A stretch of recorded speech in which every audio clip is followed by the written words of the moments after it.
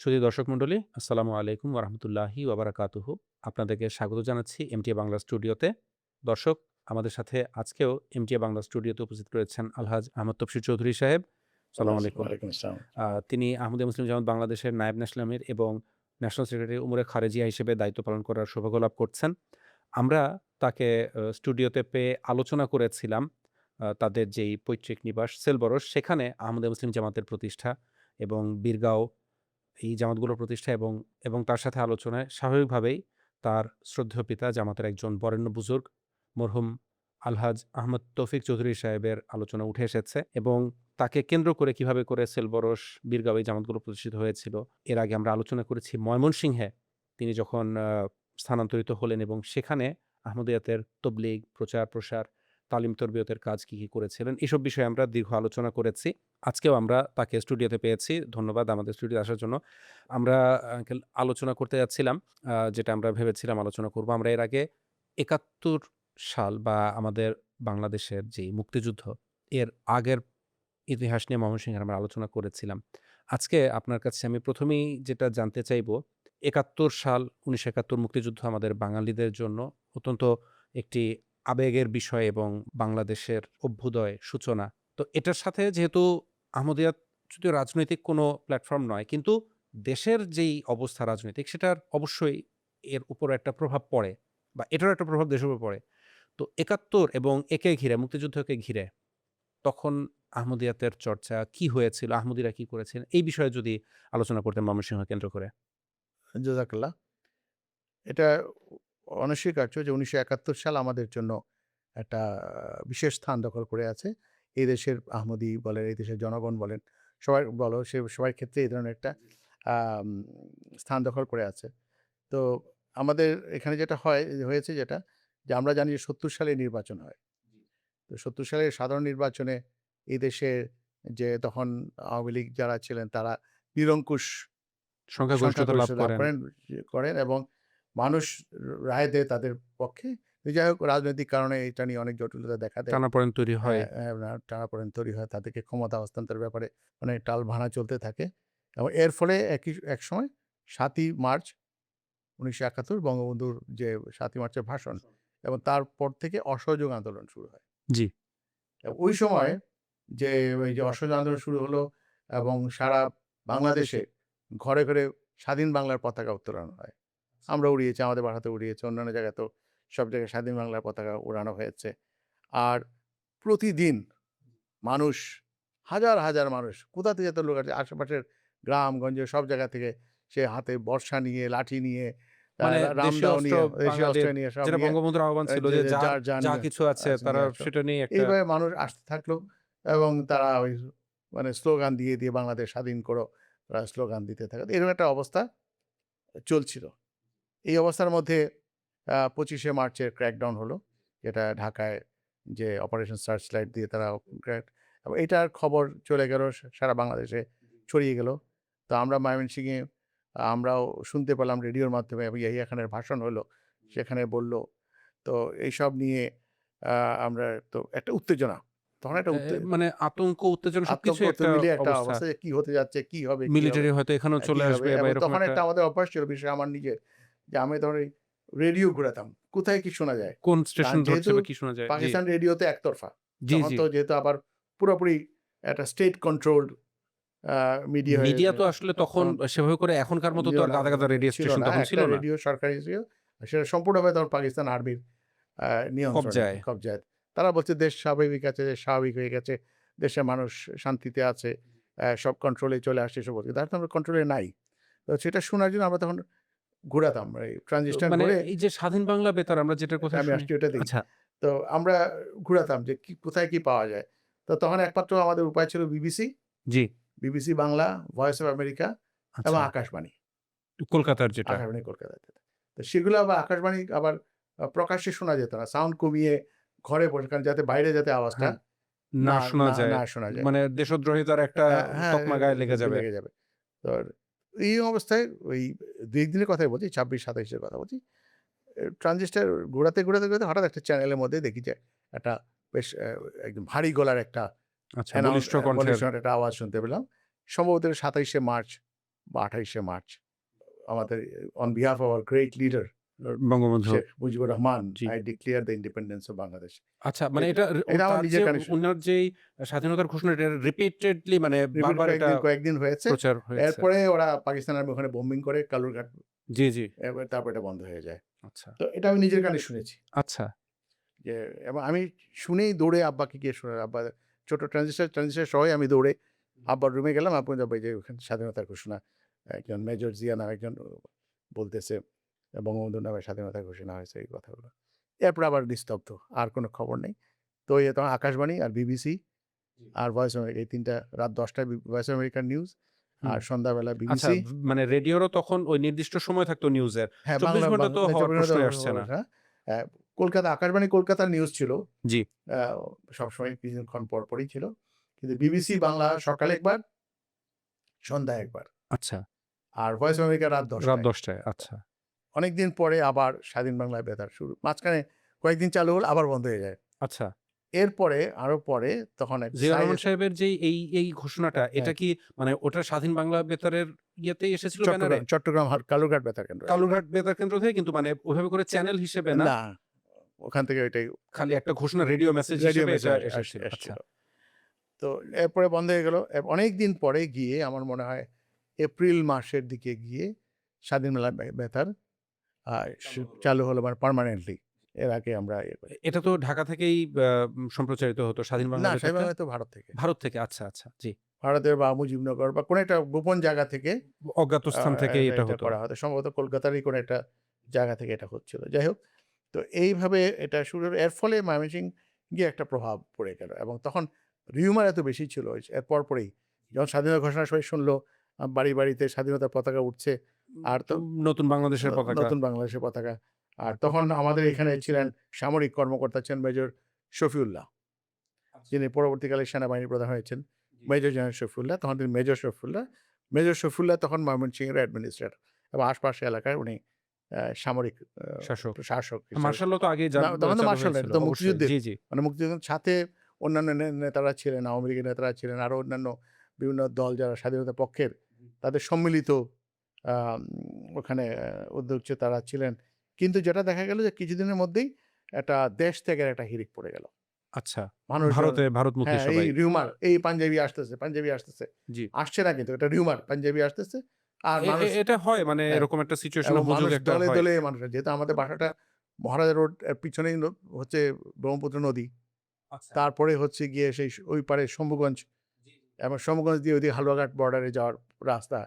তো দিন-রাত, বিশেষ রাতের বেলা মানুষের চিৎকার, মানে একটা অদ্ভুত একটা অবস্থা। মানুষ সব পালাচ্ছে, আতঙ্কিত একটা আতঙ্কে অবস্থা। মানুষ পালাচ্ছে। এমনও হলো যে আমার মামা ছিলেন, আমার সৌদ মামা এখন নিউ ইয়র্কে থাকেন। পরবর্তীতে বয়াত নিয়েছেন। তো মামার বন্ধুরা আইসা আব্বাকে, "দুলাভাই চলেন যাই, পাঞ্জাবি আসতেছে, চলেন আমরা ভারত চলে যায়। আমরা চলে যাই।" তা আব্বা বললেন, "না বাবা, আমি ধীরে সুস্থে যাবো। মরলে এখানেই মরবো।" ওয়াইজ ডিসিশন ছিল। ওই সময় যারা নেতৃত্বস্থানীয় ছিলেন তাদের মধ্যে সৈয়দ আব্দুল সুলতান সাহেব ছিলেন একজন। উনি সুপ্রিম কোর্টের লয়ারও ছিলেন। ময়মনসিংহ বারের উনি লয়ার ছিলেন। আচ্ছা, আর মানে উনি ময়মনসিংহ বারেও আবার সুপ্রিম কোর্টেও। সুপ্রিম কোর্টের উনি ছিলেন, এবং উনি ছিলেন এমএনএ। তখন তো ২ টা হাউস ছিল। জি, জি, পার্লামেন্টের। হ্যাঁ, national assembly, member of national assembly, member of provincial assembly. MNA and MPA বলা হতো আরকি। তো যারা প্রাদেশিক পরিষদ তারা বলে এমপিএ, আর যারা আ ন্যাশনাল অ্যাসেম্বলি তারা এমএনএ, উচ্চতর কক্ষ যেটা উচ্চ আরকি। কক্ষ। তো সেই উচ্চ কক্ষের মেম্বার ছিলেন সৈয়দ আব্দুল সুলতান সাহেব। উনি সাহিত্যিকও ছিলেন, উনি লয়ার ছিলেন, এবং আব্বার সঙ্গে খুব ঘনিষ্ঠ বন্ধু ছিলেন তিনি। তো উনারাও তো একদিন সুলতান সাহেব আমাদের বাসায় আসলেন, এসে বললেন যে, "আমি চলে যাবো ওই পারে, ইন্ডিয়াতে চলে যাবো, যে এখানে থাকাটা নিরাপদ না। যে কোনো সময় আসবে।" তো উনার কিছু জিনিস আমাদের বাসায় উনি আমানত রেখে গেলেন। আমানত রেখে যান আরকি। ফার্নিচার সহ আরো কিছু জিনিস আমানত রেখে যান। তো এইভাবে চলতে থাকলো মোটামুটি ২৭শে মার্চ, ২৮শে মার্চে যেহেতু ঢাকায় ক্র্যাকডাউন হয়েছে, ২৫শে মার্চে, জি। হুম। ২৫শে মার্চে ক্র্যাকডাউন হয়েছে। যার ফলে এখানে উত্তেজনা, এবং বিহারীদেরকে মারো বা অবাঙালিদেরকে মেরে ফেলার একটা, হিড়িক বা বা তাদের একটা একটা টেনডেন্সি। টেনডেন্সি বা একটা উত্তেজনা চলল। তো ২৮শে মার্চ সেখানে ইপিআর ক্যাম্প ছিল, যেটা আমরা এখন বিডিআর বলি বা জি, জি। বিজিবি বলি। তখন ইস্ট বলল Pakistan east Pakistan regiment. Rifles. আচ্ছা। ইস্ট পাকিস্তান রাইফেলস ইপিআর ছিল, খাগড়র শহরের এক প্রান্তে খাগড়রে ইপিআর ক্যাম্প ছিল। ওখানে অ্যাটাক হয়। অ্যাটাক হয়ে অবাঙালি যত সোলজার ছিল বা অফিসার ছিল তাদেরকে মেরে ফেলা হয়। মেরে ফেলে তাদের অস্ত্রগুলাকে নিয়ে নেওয়া হয়, বাঙালিরা নিয়ে নেয় আর কি। এই একটা ঘটনা ঘটে। এটা ২৭-২৮ মার্চ এই ঘটনাটা ঘটে। মানে ২৫ মার্চের পরে ২-৩ ২ দিনের দিনের মধ্যেই মধ্যে এই ঘটনা ঘটে। এরপরে মোটামুটি একটা স্বাভাবিক জীবন চলছে। সবাই ওই খুঁজছি কি হচ্ছে। ওই বিবিসি শোনাচ্ছে চলে আর আসলো আর মেয়ে কি আসলো না, মানে না এরকম ওই একটা এরকম একটা রিউমার। কিন্তু আর্মি তখনও আসেনি, মুভ করেনি মুভ ময়মনসিংহ। করেনি। এর মধ্যে যেটা হলো ১৭ই এপ্রিল ১৭ এপ্রিল হঠাৎ করে সকালবেলা আ হঠাৎ করে ২ টা বিমানের আওয়াজ পেলাম, যুদ্ধ বিমান। পাকিস্তান বিমানবাহিনী ২ টা সেভার জেট বলতো। ওটা কয়েকটা চক্কর দিল ময়মনসিংহ শহরের উপরে। দিয়ে তারপর দেখি কিছু ফায়ারিং এর আওয়াজ পেলাম, শেলিং। তো ওরা করলো কি যে নদীর ওই পারে শম্ভুগঞ্জে যে ওখানে বাস স্ট্যান্ড ছিল এবং বাসের বহর ছিল। তো হয়তো মানুষজন ইন্ডিয়ার দিকেও যাচ্ছিল বা বর্ডার দিয়ে যাচ্ছিল বা এমনি থেমেছিল। ওইটার উপরে শেলিং করে। শেলিং করে এবং কিছু লোক সেখানে মারা যায়। হয়তো বাসের হেল্পার বা লোকজন কিছু পেছনে মারা যায়। এর ফলে সারা শহরে একটা আতঙ্ক তৈরি হয়। উত্তেজনা, আচ্ছা, আতঙ্ক আর উত্তেজনা, উত্তেজনা মানে ক্ষোভ, উত্তেজনা ক্ষোভ উত্তেজনা। লাগলো এবং তো সেই ক্ষোভটা গিয়ে পড়লো বিহারিদের উপরে। আচ্ছা, ময়মনসিংহ শহরে ২ টা ৩ টা বিহারি ক্যাম্প ছিল। একটা বাঁশবাড়ি ক্যাম্প, একটা শান্তিপাড়া ক্যাম্প, আরেকটা সম্ভবত কৃষ্ণপুর ক্যাম্প। ৩ টা ক্যাম্প ওখানে ক্যাম্প ছিল। তো সেখানে বাঁশবাড়ি ক্যাম্পে বা কলোনিতে আমাদের বদিউজ্জামান মুঙ্গেরি সাহেব নামে একজন আহমদি আহমদি ছিলেন। ছিলেন, ওই জি যে আপনি যেটা উল্লেখ বলছেন করেছিলেন। মুঙ্গের থেকে এসেছেন। উনি সেখানে থাকতেন। কিন্তু মুঙ্গেরি সাহেব ছিলেন একটু ব্যতিক্রম অন্য বিহারি থেকে। আহমদি হওয়ার কারণে আর যেহেতু ৭০ এর নির্বাচনে জমাতের সিদ্ধান্ত ছিল যারা বাঙালিদের জন্য কাজ করবে, বাংলাদেশের আহমদিরা তাদেরকে তাদেরকে সমর্থন সমর্থন করবেন। দিয়ে ভোট দিবে। তো মুঙ্গেরি সাহেব উনি তাদেরকেই সমর্থন দিয়েছেন যারা বাংলার জন্য যারা কাজ করবে সেটাতে। যেহেতু তিনি এখানে অবস্থান উনি করছেন, বলতেন আমি এটাকে দেশ হ্যাঁ, হিসেবে তিনি উনি বলতেন যে অবশ্যই আমি এই দেশে থাকবো, আমি এই দেশের কল্যাণে যারা কাজ করে তাদের জন্য করব। তবে এই যে অন্য বিহারিদের সাথে উনার তর্ক হতো। স্বাভাবিক কথা। উনি তারা তো বলতেন এটাকে নিবে না। যে করাচিতে বিল্ডিং উঠলে আমার লাভ কি? অবশ্যই। লাহোরের রাস্তা হইলে আমার লাভ কি? এটাই কিন্তু স্বদেশপ্রেম আসলে উনি বলতেন যে এদিকেই অতএব যায়। এই দেশে যারা থাকবে, এই দেশে যারা কল্যাণ করবে, এই দেশে আমি তাদেরকে সমর্থন দিব এবং নাগরিক হিসেবে আমি তাদেরকে ভোট দিব। এটা ছিল উনার ইয়ে তাহলে মানে বলা যায় যে তিনি ওইখানেও তিনি অপাংক্তেয় হয়ে যাচ্ছেন, আবার বাঙালিরা না বুঝেই কিন্তু তাকে অপাংক্তেয় হ্যাঁ, হিসেবে নিবে। করে ফেলল। তো এই সময় অ্যা যখন এই ঘটনাটা ঘটে গেল ১৮ এপ্রিল তখন বেশ একটা উত্তেজনা শহরে। তো আগের দিন ১৭ই এপ্রিল ওই যে পাকিস্তান শেলিং আর্মির হলো। শেলিং এর পরে বিকেলবেলা মুঙ্গেরি সাহেব আমাদের বাসায় আসলেন। এসে আব্বা তখন এর আগেও বলা হয়েছে যে, "আপনি ক্যাম্প ছেড়ে আপনার ফ্যামিলি নিয়ে আপনি ময়মনসিংহ মেডিকেল কলেজে আমাদের আওলাদ হোসেন সাহেবের বাসা আছে। উনার বিবি মেডিকেল কলেজে চাকরি করেন হাসপাতালে। রানী আপা যে বদিউজ্জামান সাহেবের মেয়ে মনোয়ারা উনার নাম হচ্ছে হুসনে আরা বেগম। তো রানী আপার বাসায় আপনারা চলে যান।" এখানে উনার একটা যে দিয়ানতদারি মুফতি সাহেব বললেন যে, "আমি এই ক্যাম্পের উনি সেক্রেটারি বা সভাপতি ছিলেন। উনি বলেন যে, "আমিও নিজের যান বাঁচাতে চলে যেতে পারি না। কারণ পুরা ক্যাম্পের লোকের দায়িত্ব আমার উপরে। তো মরলে ওদের সঙ্গে আমিও মরবো।" উনাকে অনেক বোঝানো হয়েছে, উনি গেলেন না। উনি রয়ে গেলেন। কিন্তু আমাকে শুধু বলে গেলেন যে, "তুমি সকালবেলা নূর হোসেনকে অ্যা আমার বাসায় পাঠাইও।" নূর হোসেন মানে আমাদের আহমদি বাঙালি আহমদি ছিলেন। আমরা নূর ভাই ডাকতাম। যে নূর হোসেনকে তুমি আমাকে আমার বাসায় সকালে পাঠাইও। তো মাগরিবের সময় নূর ভাই আমাদের বাসায় আসছে। সবাই এরকম আসে। তো নূর ভাইকে বললাম যে, "মুঙ্গেরি সাহেব আপনাকে কালকে সকালে উনার বাসায় যেতে বলছে।" তো নূর ভাই ফজরের নামাজ পড়ে উনি মুঙ্গেরি সাহেবের বাসার দিকে রওনা হলেন। রওনা হলেন। ও তার আগেই মুঙ্গেরি সাহেবের যে ছেলে ওয়াকিউজ্জামান এখন লন্ডনে আছে আমাদের লন্ডন রকিম প্রেসে আপনি রাকিব বলেছিলেন। প্রেসে ছিলেন। তো ওয়াকিউজ্জামান আমাদের চেয়ে একটু বড়। তো আমরা তখন তুমি বলতাম। তো ডাকনাম ছিল বাকি। তো বাকি সকালবেলা ভোরবেলা আমাদের বাসায় এসে হাজির। অস্থির হন্তদন্ত হইয়া আইসা আব্বাকে বলতেছে যে, "আমাদের ক্যাম্প তো যেকোনো সময় আক্রমণ হয়ে যাবে। আব্বা আমাকে পাঠাইছেন আপনি বলার জন্য।" আব্বা বললেন যে, "এখনো সময় আছে তোমার আব্বাকে বলো, তোমাদের ফ্যামিলি অন্তত এখান থেকে শিফট করে যাও।" এই কথা বলে বাকি আবার রওনা দিয়েছে ক্যাম্পে ফেরত যাচ্ছে। ক্যাম্পের দিকে। আর ওইদিকে নুরু ভাই যেহেতু মুঙ্গেরি সাহেব বলেছেন, নুরু ভাই ক্যাম্পে গিয়ে দেখে যে অলরেডি অ্যাটাক হয়ে গেছে। হয়ে গেছে। অ্যাটাক হয়ে গেছে, আগুন দিয়ে দিয়েছে। ওটা থেকে নুরু ভাই আবার দৌড়ে আমাদের বাসার দিকে আসছে। রাস্তায় বাকির সঙ্গে দেখা। দেখেই নুরু ভাই বাকিকে আটকে ফেলে। দেখে বলছে, "তুমি চলো বাকি কথা পরে বলবো।" জোর করে আমাদের বাসায় নিয়ে আসে। আসার পরে আব্বাকে যখন এই কথা আব্বা নুরু ভাইকে আমার রুমে ভরে আটকে ফেললেন ইয়েকে ওয়াকিউজ্জামান সাহেবকে। ওয়াকিউজ্জামানকে। "তুমি বের হবে না, বাকি তোমার আব্বা-আম্মা বা অন্যদেরটা আমরা দেখব, তুমি আর বের হও না।" এইভাবে ওয়াকিউজ্জামানকে কিন্তু এখানে রেখে দেওয়া হলো। আর এর মধ্যে কফিলুদ্দিন আতহার সাহেব ছিলেন একজন আহমদি। উনি আনন্দমোহন কলেজে তখন ম্যাথমেটিক্সের লেকচারার ছিলেন। আচ্ছা। উনি বাঙালি। বাঙালি, আমাদের আহমদী, ওনার সন্দ্বীপ বাড়ি ছিল। আচ্ছা, তো চট্টগ্রাম সন্দ্বীপ। চট্টগ্রাম সন্দ্বীপের ওনার বাবা ছিলেন জাহিদুর রহিম মুক্তার সাহেব। পুরনো সবাই চেনেন। তো উনি মুক্তিযুদ্ধের সংগঠক ছিলেন, জাহিদুর রহিম মুক্তার সাহেব। তো উনার ছেলে, বড় ছেলে কফরুদ্দিন আতহার সাহেব। আর উনি বিয়ে করেছিলেন আমাদের এখানে ডক্টর এস এ আতহার ছিলেন, উনার চাচাতো বোন, চাচা ছিলেন এস এ আতহার সাহেব। এস এ আতহার সাহেবের বড় মেয়েকে, ওনার নাম ছিল শাহনাজ সামথিং, উনাকে বিয়ে করেছে। তো ওনারা নিউলি ম্যারিড তখন। তো আতহার সাহেব সকালে আমাদের বাসায় আসলেন। এসে আব্বাকে উনি একটা জিপ নিয়ে আসলেন। আর উনি আবার ইউটিসি ছিল কলেজে, ওই যে প্যারামিলিটারি ট্রেনিং দেওয়া হতো। তো ওইটা থেকে উনি তখন মুক্তিযুদ্ধের ট্রেনিং দেওয়ানো শুরু করেন এখানে স্টুডেন্টদেরকে। আচ্ছা। অস্ত্র ট্রেনিং দেওয়াচ্ছিলেন। উনি একটা রাইফেলধারী একজন স্টুডেন্ট সহ একটা টয়োটা ল্যান্ড ক্রুজার জিপ নিয়ে আমাদের বাসায় আসলেন। এসে আব্বাকে বললেন যে, "চৌধুরী সাহেব, থাকাটা ঠিক হবে না। কালকে শেলিং হয়েছে পাকিস্তান আর্মির, আজকে বিহারি ক্যাম্পে অ্যাটাক হয়েছে। এখন পাকিস্তান আর্মি যেকোনো সময় আসবে এবং আসলে কিন্তু এখানে ম্যাসাকার করবে। অর্থাৎ এই অবস্থায় থাকাটা নিরাপদ না। নিরাপদ না।" তো আব্বা ১ম রাজি ছিলেন না। উনার পীড়াপিড়িতে আব্বা বললেন যে, "ঠিক আছে, আমার ফ্যামিলি চলে যাবে।"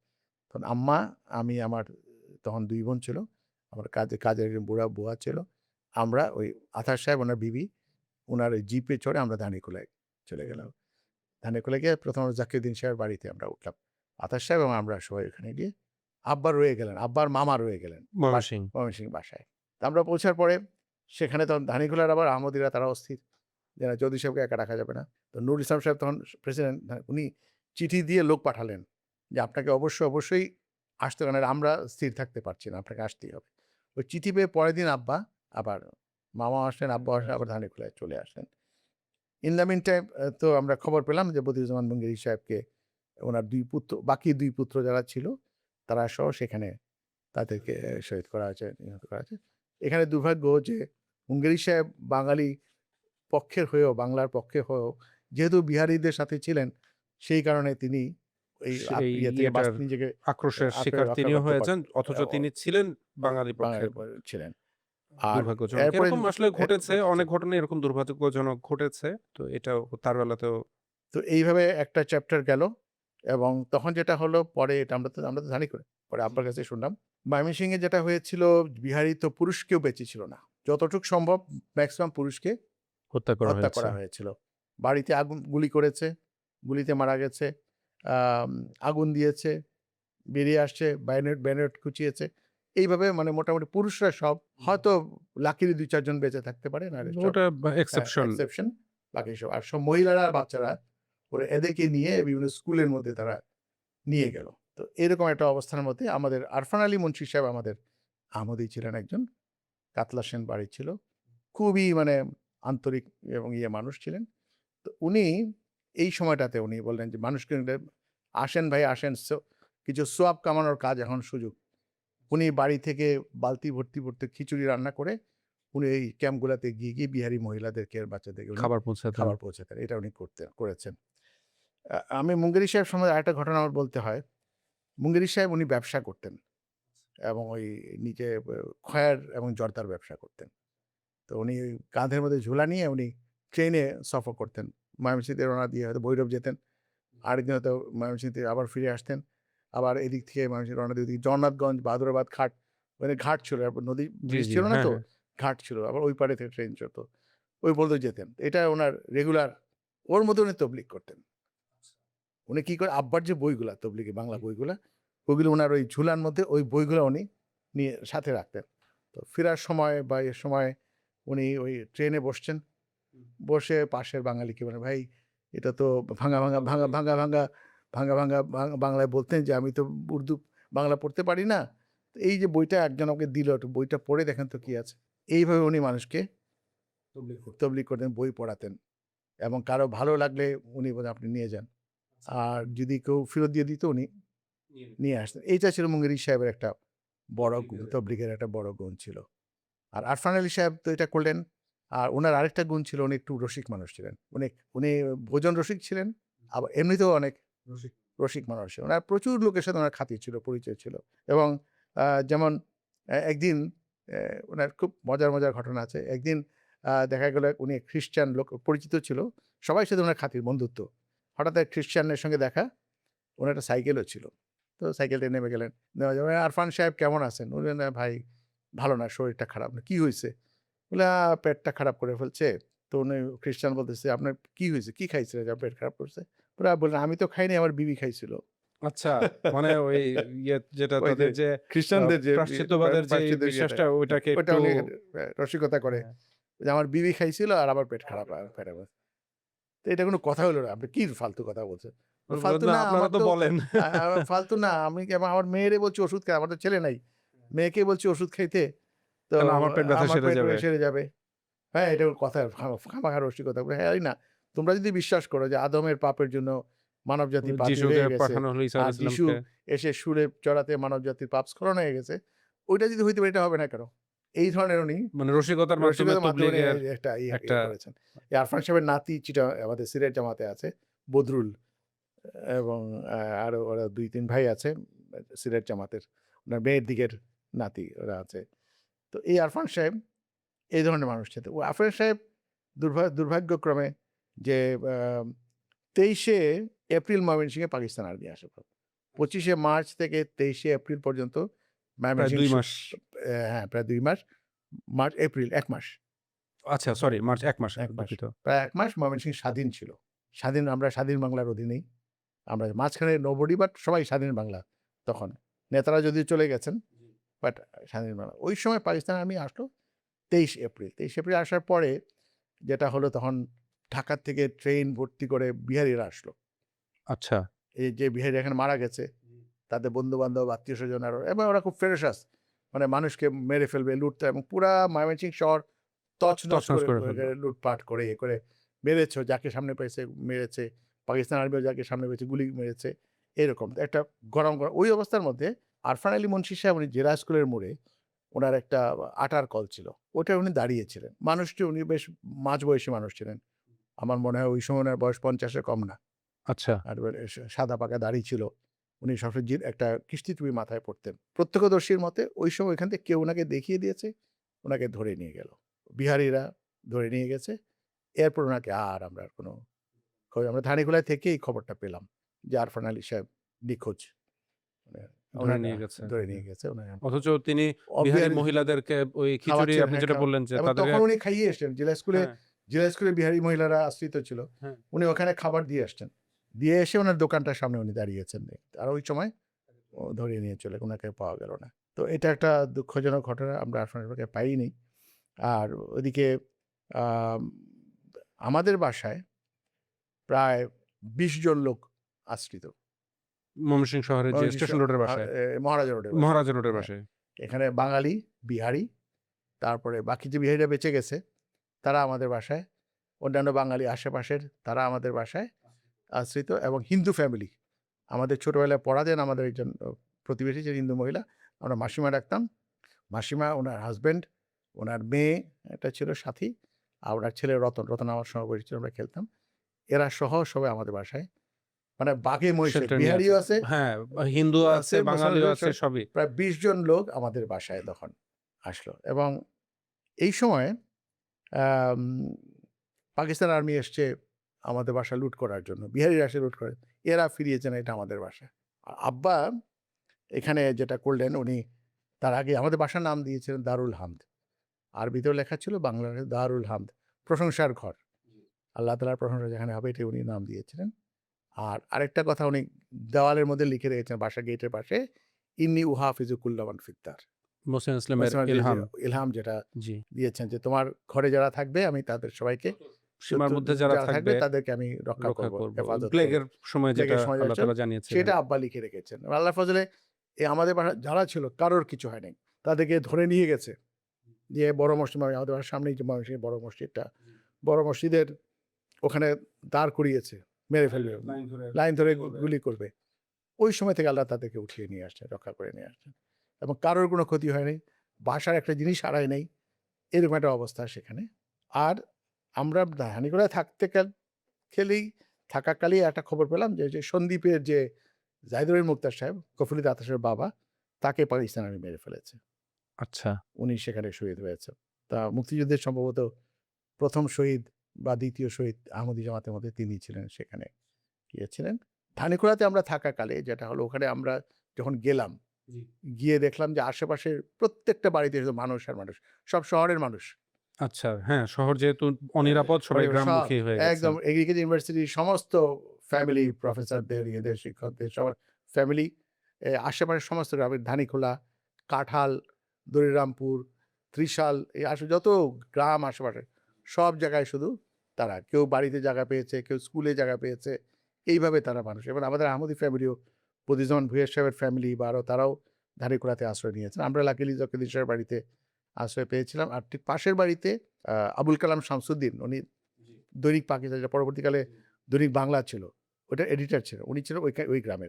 জি। অর্থাৎ আমাদের নুরুল ইসলাম মাস্টার সাহেব যে ওই যে আবুল মনসুর সাহেব তিনিও ওই আবুল ইসলাম ধানীখোলা সাহেব একটু অন্য গ্রাম, একটু দূরে দূরে, হ্যাঁ, চককুমারিয়া গ্রামের হ্যাঁ, ওইদিকে, কিন্তু ওইদিকের, ওই হ্যাঁ, একই উনিও ওই এলাকারই। কাছাকাছি স্থানে। কিন্তু আবুল কালাম শামসুদ্দিন সাহেব হলেন কি আমাদের যে নুরুল ইসলাম মাস্টার সাহেব বা আমাদের যে অ্যাডভোকেট মঞ্জুর আনাম সাহেব, অর্থাৎ নুরুল ইসলাম সাহেবের চাচাতো ভাই। নুরুল ইসলাম সাহেবের চাচাতো ভাই ছিলেন আবুল কালাম শামসুদ্দিন সাহেব। ওরা একটা বিল্ডিং ছিল। ওই বিল্ডিংয়ে ওই এগ্রিকালচার ইউনিভার্সিটির ভাইস চ্যান্সেলর কাজী ফজলুর রহিম সাহেব, তারপরে ডক্টর মুসলিউদ্দিন আহমদ প্রফেসর এবং ডক্টর শামসুল ইসলাম, ৩ জন ওনারা ওদের ফ্যামিলি নিয়ে অবস্থা ওই বাড়িতে নিয়েছেন। আর যদিও ইয়ে হিসেবে ওরা ঐতিহ্যগত এরা মুসলিম লীগ পরিবার, এরা সবাই। আমাদের নুরুল ইসলাম সাহেবের পরিবার, তারাও মোড়ল বাড়ির এরা যারা মোড়ল রয়েছেন। বাড়ি, জি, এটাকে মোড়ল বাড়ি বলা হতো। জি, জি। এবং তখন সেক্রেটারি সাহেব একজন ছিলেন, সেক্রেটারি সাহেব আমি পরিচিত ছিলেন। তো ওনারা সবাই মুসলিম লীগের লোক ছিলেন। তবে দে ওয়্যার গুড পারসন। তারা ভালো মানুষ ছিলেন। তারা কখনো কোনো রকমের অত্যাচার, সহিংসতা উগ্রতা, বা এই ধরনের এগুলোর মধ্যে ওনারা যান নাই। এবং আমরা ওইখানে থেকেই আমরা স্বাধীন বাংলা বেতার ওনাদের বাড়িতে বসে শুনতাম এবং জোরেই শুনতাম। তা কোনোদিন কখনো এটা নিয়ে এটা কোনো বিরোধিতা কোনো করেনি বিরোধিতা, বা কোনো আপত্তি কিছু কিছুই করেনি। করেনি। আমরা এটা শুনেছি। আর যেটা হলো ওই সময় তবলিগ, মানে আব্বা তো ওই যেখানে যান যেখানে তবলিগের মানে সুযোগটাকে কাজে হ্যাঁ, মানে লাগান। ঢেকি স্বর্গে গেলেও বাড়া। ওইখানে গিয়ে ওই যে প্রফেসররা আসলেন, ভিসি সাহেবরা আসলেন, ওই জাকির সাহেব আসলেন, আব্বা ওখানে গেলেন। ওই ধর্ম নিয়ে আলোচনা হচ্ছে, কথা হচ্ছে। এইভাবে আমাদের চলতে থাকলো। তো ২ সপ্তাহ পরে, পাকিস্তান আর্মি আসার ২ সপ্তাহ পরে আব্বা বললেন যে এখন একটু বাসার খোঁজ খবরটা নেওয়া দরকার। কেউ তো খবর তো জানি না কেউ। তখন তার টেলিফোনও নাই, টেলিফোন নাই, কিছু নাই, কিছুই কিছু নাই। নাই। তো বাসাটা একটু দেখতে যাওয়া দরকার। তো আব্বা একটা মোটরসাইকেল নিয়ে, আমাদের মোটরসাইকেল ছিল একটা ইয়ামাহা। ওটা দিয়ে আব্বা মানুষ শহরে ময়মনসিংহ গেলেন। রওনা দেন। আব্বাদের দেখতে শুনতে তো এরকম ছিলেন, তো ঠিক বাঙালি মনেও হতো না ওনাকে। উনি বিসমিল্লাহ করে রওনা দিলেন। বাসায় গেলেন। বাসায় গিয়ে দেখেন সব ঠিকঠাক আছে। তখন এই কাহিনীগুলো উনি শুনলেন। যে ঘটনাগুলোর যে মধ্যে ঘটেছে ঘটনাটি যেগুলো ঘটেছে এর মধ্যে, বললেন আপনি। হ্যাঁ, হ্যাঁ। তার মধ্যে ইন্টারেস্টিং হলো আমাদের পাশের বাসায়, ওইটা নিয়ে আব্বা উদ্বিগ্ন ছিলেন। আমাদের পাশের বাসায় একজন হিন্দু জাজ ছিলেন। অ্যাডিশনাল ডিস্ট্রিক্ট জাজ দ্বিজেন্দ্রনাথ রায় চৌধুরী। সিলেট বাড়ি ছিল মৌলভীবাজার। উনার ফ্যামিলি ছিল আমাদের পাশের বাসায়। তো আব্বা বলেছেন যে, "ভাই চলেন।" উনি, "না, যাব না, মরলে ওইখানেই মরি।" মাঝখানে একবারে চলে গিয়েছিলেন। গিয়ে আবার কষ্ট-মষ্ট করে আবার ফেরত আসছেন। সিলেট ওই ময়মনসিংহের আশেপাশে কোনো গ্রামে চলে গিয়েছিলেন, আবার ফেরত আসছেন। বলছে, "আবার যাব না।" তো উনার বড় মেয়ে তো বড়, তখন ইন্টারমিডিয়েট পড়ে। তো রিস্ক ওই সময়, মানে পাকিস্তান অবশ্যই, আর্মি হ্যাঁ, হ্যাঁ। রিস্কি বয়স ওনার। আর এরপরে ছেলেটা আমার সমসাময়িক। আমরা একই স্কুলে পড়তাম। পরিমল রায়চৌধুরী নাম ছিল। আর এরপর হচ্ছে নিপা। নিপাটা হচ্ছে আমার ইমিডিয়েট ছোট। আমার যে ইমিডিয়েট ছোট বুশরার ফ্রেন্ড ছিল, একসাথে স্কুলে পড়তাম, নিপা। তো উনারা করলেন কি, আমাদের বাসার সামনেই খন্দকার সাহেব ছিলেন, খন্দকার লুৎফুর রহমান। ওই সময় পাকিস্তানের অনারারি ম্যাজিস্ট্রেট বলা হতো। সেই অনারারি ম্যাজিস্ট্রেটের বাসায় উনারা আশ্রয় নিলেন গিয়ে। আর আমাদের বাসায় যারা ছিল বিহারি বা বাঙালি, তারা বাজার করে, করে ওখানে ওনাকে পৌঁছে দিত ওনাদের। কেউ খবর দিয়ে দিল পাকিস্তান আর্মিকে, শহরে অন্য কোনো জায়গা থেকে, এই বাড়িতে হিন্দু আছে, খন্দকার সাহেবের বাসায়। একদিন সকালবেলা পাকিস্তান আর্মি গিয়ে হাজির, দরজার মধ্যে নক করলো, দরওয়াজা খোলো, কুই হ্যায়, দরওয়াজা খোলো। তো খন্দকার সাহেব, উনি অনারারি ম্যাজিস্ট্রেট, ওনার ছবি বাঁধানো আছে, জিন্না ক্যাপ পরা, উনি তমগায় খেদমত পেয়েছেন না ওখান থেকে। তো ওইগুলো সব ছবি বাঁধানো আছে। তারপরে উপরে আয়াতুল কুরসি বাঁধানো।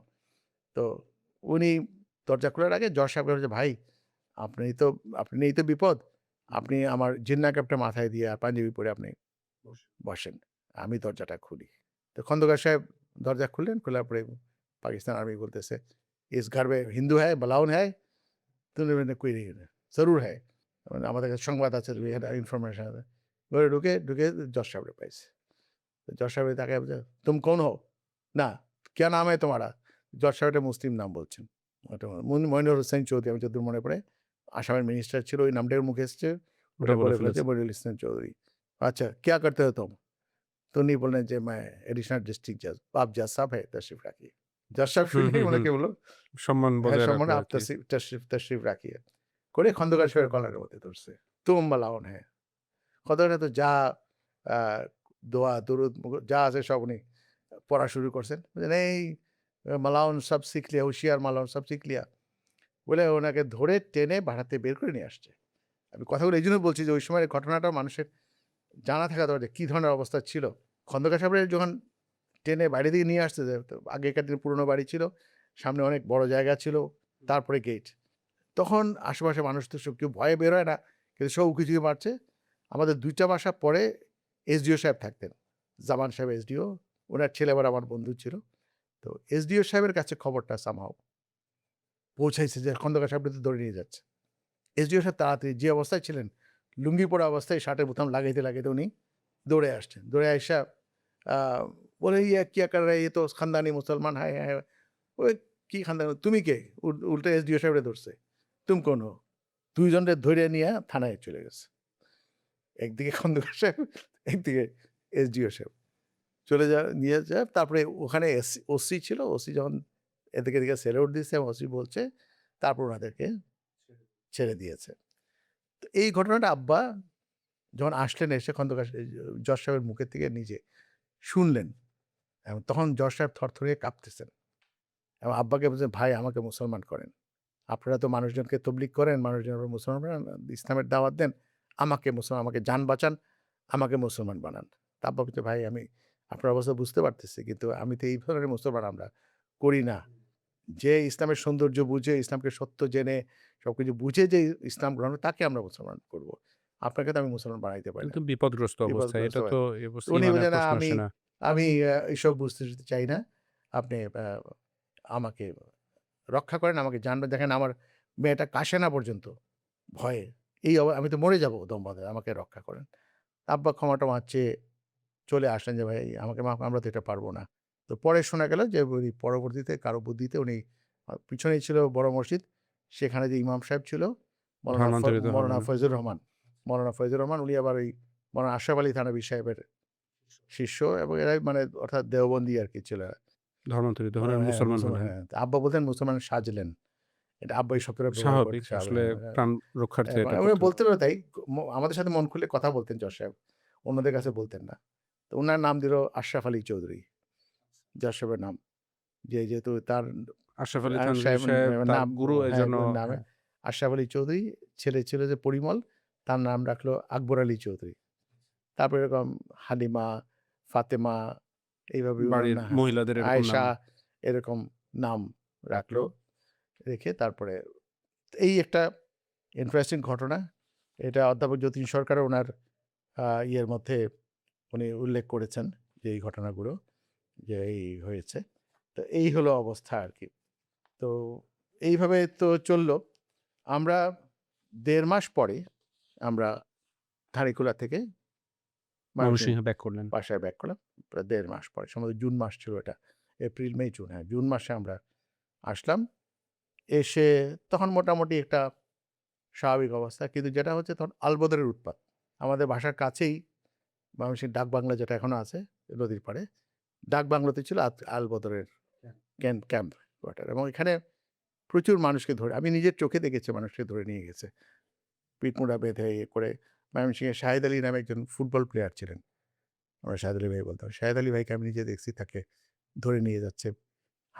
হাত বেঁধে গলায় রশি টেনে নিয়ে যাচ্ছে, এবং জুতা দিয়ে পিটাতে নিয়ে যাচ্ছে। পরে তাকে মৃত পাওয়া গেছে, লাশ পাওয়া গেছে নদীর ওই চরের মধ্যে। এরকম আ অবস্থা সেখানে গিয়েছে।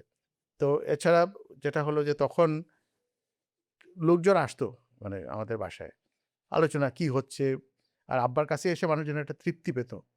আশেপাশে যারা গয়রাহামদি, তারাও প্রতিদিনই প্রায় বলতে গেলে তারা, তো এইভাবে আ চলতে থাকলো আ মুক্তিযুদ্ধের ৯ মাস। ৯ মাস জি। প্রতিদিন স্বাধীন বাংলা শোনা। তখন তো সকালে বিকেলে স্বাধীন বাংলা হতো। আমরা শুনতাম। আর লোকজন আসতো আমাদের বাসায় সন্ধ্যার পরে, বিশেষ করে আশেপাশের লোকজনরা আসতো, বসতো, কথা বলতো, আব্বার সাথে আলোচনা করত। এবং ধর্মীয় বিষয় তাজ নাই তো তখন কারো কিছু। অবশ্যই। হ্যাঁ, যদিও স্কুল, কলেজ, অফিস খুলে গেছে। তো আচ্ছা, আমাদের খুলে বাদ গিয়েছিল হ্যাঁ, এগুলো। হ্যাঁ, ওটা খুলে গিয়েছে। বাধ্য হয়ে আমরাও স্কুলে গিয়েছি তখন। যেহেতু শহরে থাকলে স্কুলে যেতে হবে। কারণ খোঁজ খবর নিত কোন বাড়ি থেকে স্কুলে যাচ্ছে, যাচ্ছে না। এগুলার একটা মানে ও ওটাকে আবার অসহযোগ হিসেবে হ্যাঁ, তারা ধরা হয়। এইজন্য ধরবে। আমরা যেতে বাধ্য হয়েছি। কিন্তু তারপরেও মানুষজন আসতো, আব্বার সঙ্গে কথাবার্তা বলতো, আলোচনা হতো। কি হচ্ছে এবং এই অনেক বিষয় নিয়ে এখানে আলাপ আলোচনা হতো। তো এইভাবে যেতে, যেতে একসময় এখানে একটা মজার ইন্টারেস্টিং ঘটনা আমি বলি। ময়মনসিংহে যে ব্রিগেড কমান্ডার যিনি আসলো পাঞ্জাবি, পাকিস্তান আর্মি। তো সবাই ধারণা করেছে যেভাবে বিহারিদের হত্যা করা হয়েছে এবং যেখানে এখানে ওই যে ইপিআর এর সোলজার এবং অফিসারদেরকে আ মারা হয়ে যায়। এতে হয়তো পাকিস্তান আর্মি খুব ভয়ানক রকমের একটা রিপারকাশন মানে পাল্টা রিপারকেশন একটা হবে, ইয়ে পাল্টা দেখাবে। একটা প্রতিশোধ হবে। কিন্তু সেটা কিছুটা হয়েছে, ওই ধরনের হয় নাই। ওই ধরনের হয় নাই। তো ওটা শুনে মানুষ অনেকে মনে করছে, এই ব্রিগেড কমান্ডার তো তুলনামূলকভাবে ভালো মানুষ দেখা যায়। আমরা তো পাঞ্জাবিদের সময় অনেক খারাপ কথা শুনে এই লোকটা তো ভালো দেখা যায়। তো আমাদেরকে কয়েকজনে জিজ্ঞেস করে যাচ্ছে, উনি এই ব্রিগেড কমান্ডার কি আহমদি নাকি? তা আমরা মানে এই লোকটা এত ভালো যে সে তার মধ্যে সেই যে ইয়েটা নাই, প্রতিহিংসা বা তার যে জিঘাংসা একটা। জিঘাংসাটা সেটা নাই। এইজন্য আমাদের ধারণা লোকটা হয়তো আহমদি কিনা। আমরা যে আমাদের আহমদি না, আহমদি হলে তো আমাদের জামাতে আসতো। তো হয়তো আহমদি না। কিন্তু এই যে মানুষের একটা ধারণা আহমদিয়া সম্বন্ধে যে না আহমদিরা ভালো হয়, এরা উগ্র না, এরা মানুষের প্রতি সহানুভূতিশীল, প্রতিহিংসাপরায়ণ না, এদের মানবতা বোধ তাদের মধ্যে আছে। এই ইমপ্রেশনটা ওখানে শহরের মধ্যে ছিল। ছিল বলে আম তাদের মানুষ ধারণা এই হয়েছে যে ধারণা হয়েছে, মানুষ জিজ্ঞেস করেছিল এটা কিনা। এইভাবে আস্তে, আস্তে ডিসেম্বর মাস আসলো। তো এর মধ্যে একটা ঈদ ছিল। আমাদের রোজার ঈদ হয়ে গেল ইয়ের মধ্যেই, যুদ্ধের মধ্যেই। তো ডিসেম্বর মাস আসলো। ৯ ডিসেম্বর আমরা তো বেশি দূর যেতাম না। ওই বাসার কাছাকাছি হাঁটতাম। বেশি দূর যেতাম। তো আমরা ৩-৪ জন বন্ধু-বান্ধব মিলে আমরা ওই একটু হাঁটাহাঁটি করছি। তো হঠাৎ দেখি নদীর পাড়ে, ব্রহ্মপুত্র নদীর পাড়ে তখন তো শুকনার সময় তো চর আর মানে ধু, ধু চর। দেখি সেখানে ওই পাকিস্তান আর্মি মুভ করছে স্টেশন ওই নদীর পাড় দিয়ে। আর গাড়িগুলা বড় গাড়ি থামছে। আর মর্টার, মেশিন গান এগুলা সব ওই নদীর না নামাচ্ছে। নামিয়ে আনলোড করে ওরা নদীর চরের মধ্যে ওই পাড়ের দিকে ফেস করে। আচ্ছা মানে অর্থাৎ যেটা শম্ভুগঞ্জ বা বর্ডারের দিকে জি, ফেস জি। করে তারা এগুলো সব মানে একটা ব্যাটল প্রিপারেশন নিচ্ছে হ্যাঁ, তারা। নিচ্ছে। বাঙ্কার করতেছে, এ করছে। বিকাল ৯ তারিখ। এই অবস্থা দেখে আমরা বুঝে গেছি যে কিছু একটা হতে যাচ্ছে এবং ওরা পিছু হটছে এটা বোঝা যাচ্ছে। কারণ তারা বর্ডার থেকে পিছু হটছে। আমরা স্বাধীন বাংলায় শুনতেছি ততদিনে যশোর মুক্ত হয়ে গেছে। তো আমরা ধরে নিয়েছি যে এখানে ওরা পালিয়ে আসতেছে এবং পিছু হটে এসে ওরা শহরকে হয়তো রক্ষা করার জন্য ডিফেন্ড করার এখানে একটা চেষ্টা ডিফেন্ড করবে। হয়তো ফাইটিং দিবে। এটা এসে আমরা আব্বাকে আমি বললাম যে, "আব্বা এই ঘটনা, এই অবস্থা।" পরের দিন ছিল শুক্রবার। তো শুক্রবার ছিল আমরা আকুয়াতে নামাজ পড়তে গেলাম। তো ওখানে যাওয়ার পরে সবাই বললেন আব্বাকে যে, "কাজ করেন। আমার মনে হয় আপনাদের থাকা ঠিক হবে না। কারণ এটা নদীর কাছে বাসা তো। যদি গোলাগুলি হয়, ক্রস ফায়ার হয়, একটা হ্যাঁ, বাসার ক্ষতি হবে, আপনাদের ক্ষতি হবে। তা আপনারা বরং চলে আসেন। আকুয়াতে। আকুয়াতে চলে আসেন।" তো আব্বা আমাদেরকে রেখে গেলেন। পাঠিয়ে দিয়ে আব্বা আবার বাসায় গেলেন। যে, "আব্বা ঠিক আছে, সময় আছে। আমি দরকার হলে রাত্রে আমি চলে আসবো। আপাতত যাই।"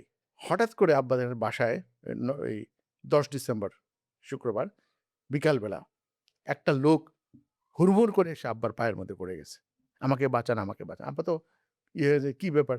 আপনি কে? আপনাকে চিনতে একটা বয়স্ক লোক, আ মাথায় টাক, দেখতে শুনতে মানে একটা অবস্থাপন্ন লোক মনে হয়। "আমাকে বাঁচান, আমাকে বাঁচান।" আব্বা বললেন, "হয়েছে? আপনি কে? আপনাকে চিনলাম না।"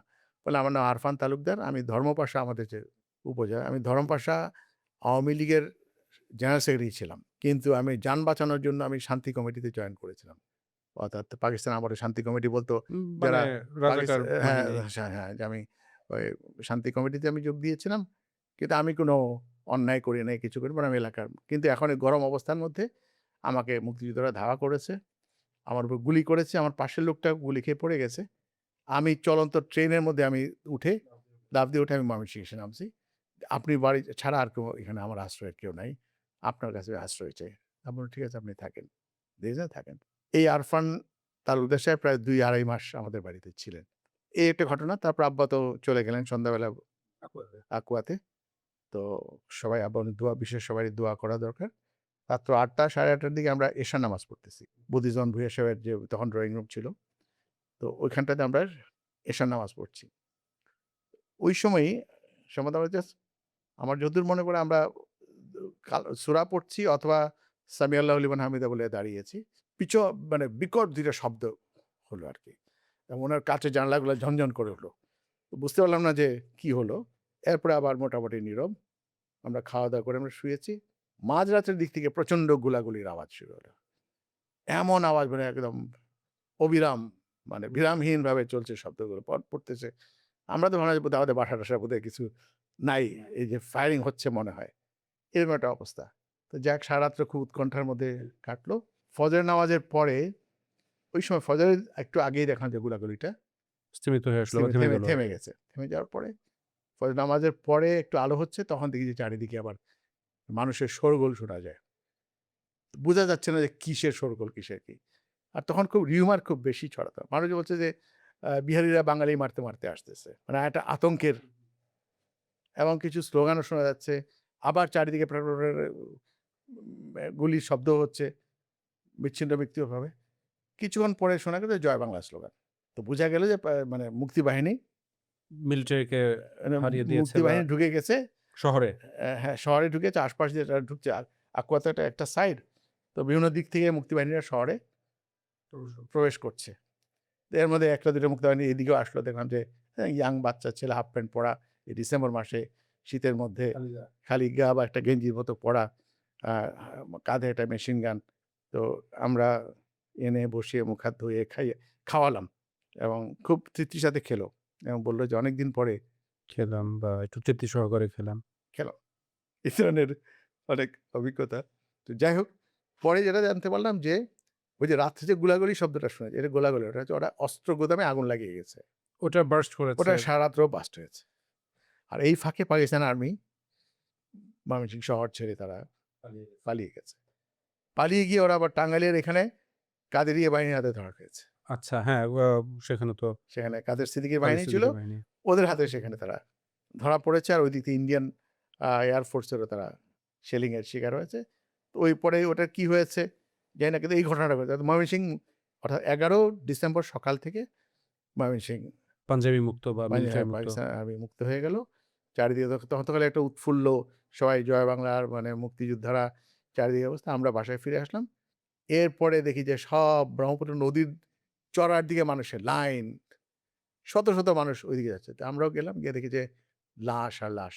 আচ্ছা, ওই যে বধ্যভূমির মতো অবস্থা বধ্যভূমির আরকি। মতো অবস্থা। ওই যে আলবদররা এনে মানুষকে মেরেছে বা ইয়ে করেছে। ওই লাশগুলা যেহেতু ওইটা ওই পাড়েই নদীর সাথেই নদী, শুকনার সময়। তো দেখা যাচ্ছে কিছু পুরনো লাশ, শুকনে খাওয়া, কুকুরে খাওয়া, আর কিছু তাজা লাশ। এইভাবে লাশগুলো পড়ে যাবে। দুর্গন্ধ। স্বাভাবিক, খুবই বিকট গন্ধ হবে। এই অবস্থা আমরা দেখলাম এবং আমরা ইয়েতেও ঢুকলাম। ওই যে আলবদরের অফিস যেটা আছে ডাক বাংলা, সেখানেও ঢুকলাম। ক্যাম্প বা আমরা ওই আলবদরের যে ক্যাম্প ছিল সেখানে আমরা ঢুকলাম। সে ডাক বাংলা রুমগুলা দেখলাম, সেখানে রক্তের দাগ ছাপ পড়ে আছে, টর্চারের চিহ্ন। টর্চারের চিহ্ন। তো সেখানে কাগজপত্র, সেই কাগজপত্র লিস্টের মধ্যে হিট লিস্টে আমার মামার নামও পাওয়া গেল। আচ্ছা। মামার নাম তো সৌদ আহমদ চৌধুরী, ওনার নামও পাওয়া গেল। আব্বার নামটা লাকিলি ছিল না। কেন ছিল না আমরা জানি না। বা তারা হয়তো ভেবেছে যে এটা পরে আগে ইয়াংদেরকে তো তারা ধরছিল। তো হয়তো আর কয়েকদিন থাকলে তো মামাকেও তারা নিয়ে ধরে যেত, নিয়ে যেত। ধরতে নিয়ে যেত।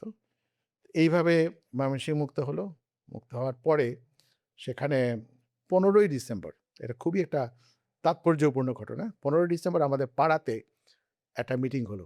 অনেকটা শান্তি সভার মতো। সেখানে যে ভারতীয় মিত্র বাহিনীর যিনি আ ইয়ে ছিলেন, কমান্ডার ছিলেন, সম্ভবত কোনো ব্রিগেডিয়ার বা কেউ ছিলেন, শিখ ভদ্রলোক, এবং অস্থায়ী রাষ্ট্রপতি সৈয়দ নজরুল ইসলাম সাহেবও আসলেন। কারণ উনি তো ময়মনসিংহের লোক অরিজিনালি। এবং উনি আবার আমার আব্বার শিক্ষক ছিলেন। যার জন্য আব্বাকে উনি স্নেহ করতেন। চিনতেন, স্নেহ করতেন। আব্বা তো আবার ওই ছাত্র জমানায় তো উনি আবার নাটক-টাটক করতেন। আব্বার নিজের লেখা নাটক আনন্দমোহন কলেজে পড়তেন। নিজের লেখা নাটক আনন্দমোহন কলেজে মঞ্চস্থ হয়েছে এবং সৈয়দ নজরুল সাহেব উনার ইয়েতে তত্ত্বাবধানে উনি আর সৈয়দ বদরুদ্দিন হোসেন সাহেব ছিলেন আরেকজন শিক্ষক। উনাদের ২ জনের তত্ত্বাবধানে এই নাটক হয়েছে। যেন আব্বাকে খুব ভালোভাবে চিনতেন এবং স্নেহ করতেন। ওখানে আব্বার সঙ্গে দেখা, তৌফিক তুমি কেমন আছো বললেন। তারপর সেখানে আব্বা বক্তব্য রাখলেন এবং বক্তব্য রাখার পরে সেখানে যে শান্তির কথা, মক্কা বিজয়ের কথা, সেই কথাগুলো আব্বা সেখানে উল্লেখ করলেন এবং সৈয়দ নজরুল ইসলাম সাহেব উনি ওনার বক্তৃতায় বললেন যে আজ থেকে বাংলাদেশ স্বাধীন, কোনো সাম্প্রদায়িকতা এদেশে চলবে না। এদেশে কে হিন্দু, কে মুসলমান, কে বৌদ্ধ, কে খ্রিস্টান, কে কাদিয়ানি, এই সব ধরনের বললেন। হয়তো আব্বাকে দেখেই উনি স্পেসিফিক্যালি এই কথাটা বললেন যে, "এইগুলা এখন আমাদের মধ্যে, এই বিভেদ এখানে থাকবে না। সবাই আমরা এখানে সমান এবং সবাই যার, যার ধর্মকর্ম সবকিছু পালন করব।" এই কথাটা সৈয়দ নজরুল সাহেব ওই মিটিংয়ে উনি উচ্চারণ করেছিলেন আরকি। ১৫ই ডিসেম্বর। এরপরে তো ১৬ই ডিসেম্বর ঢাকায় আ অস্ত্র সমর্পণের অস্ত্র মাধ্যমে সমর্পণের অফিসিয়ালি মাধ্যমে অফিসিয়ালি বাংলাদেশ মুক্ত হয়ে গেল, বাংলাদেশ স্বাধীন হয়ে গেল আরকি। তো মোটামুটি এইটা একটা আচ্ছা। জি, চ্যাপ্টার ধন্যবাদ। আমাদের ধন্যবাদ। সমাজে। আমরা আসলে একটা দীর্ঘ আলোচনা শুনলাম। দর্শক, আমরা এতক্ষণ আলোচনা করছিলাম ১৯৭১ বাংলাদেশের স্বাধীনতা যুদ্ধ এবং মানে ২৫ মার্চ থেকে শুরু করে বা ৭ই মার্চের যে প্রেক্ষাপট ছিল ৭০ এর, সেখান থেকে শুরু করে ৭১ সালের ১৬ই ডিসেম্বর পর্যন্ত বাংলাদেশ স্বাধীন হওয়া এবং এই সময়টাতে আহমদী সমাজ যারা আহমদী সদস্যরা ছিলেন ময়মনসিংহ বা এর আশেপাশে ছিলেন, আ প্রাসঙ্গিকভাবে অনেক অ-আহমদী এবং বাঙালি, অবাঙালি, অবাঙালি আহমদী অনেকগুলো বিষয় আমরা বিস্তারিত শুনলাম এবং বাংলাদেশের স্বাধীনতা যুদ্ধে আহমদীদের যে ভূমিকা ছিল বাঙালিদের রক্ষার্থে বা সাধারণভাবে মানুষদের রক্ষার্থে যেই ভূমিকা ছিল, আমরা আলহাজ আহমদ তৌফিক চৌধুরী সাহেব মরহুমের সেই ভূমিকার মাধ্যমে আমরা সেই বিষয়গুলো শুনলাম আহমদীদের। তো আপনাকে অনেক ধন্যবাদ আজকে আমাদের স্টুডিওতে সময় দেওয়ার জন্য। ইনশাআল্লাহ দর্শক, আমরা পরবর্তীতে আরো কোনোদিন আমরা এর পরবর্তী যেই ঘটনাপ্রবাহ ছিল সেই ইতিহাস আমরা আহমদ তৌফিক চৌধুরী সাহেবের কাছে শুনবো। আজকের মতো এখানেই বিদায় নিচ্ছি। আপনাদের সবাইকে ধন্যবাদ। পরবর্তী অনুষ্ঠান দেখার আমন্ত্রণ জানিয়ে আপনাকে অনেক ধন্যবাদ সময় জাযাকাল্লাহ, দেওয়ার জন্য। শুকরিয়া, জাযাকুমুল্লাহ। জাযাকাল্লাহ।